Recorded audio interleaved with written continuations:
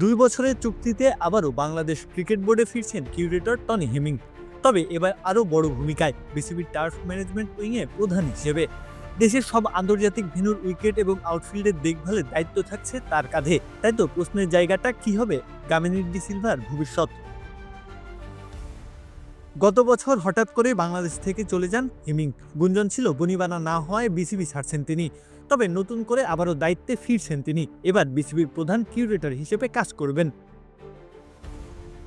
বিসিবির এক পরিচালক বলেন, হেমিংয়ের সঙ্গে চুক্তি হয়েছে, মূলত সব কিউরেটরদের শেখাবেন তিনি।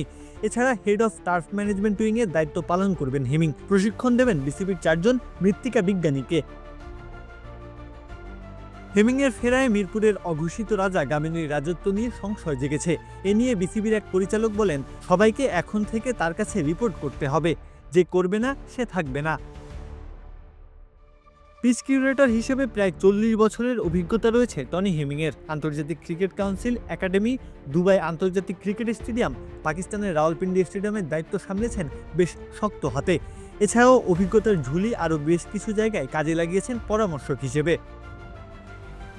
তাই তো তার আগমন নিয়ে শোরগোল পড়েছে দেশের ক্রিকেট পাড়ায়। আশঙ্কা জেগেছে গামিনীর একছত্র আধিপত্য নিয়ে।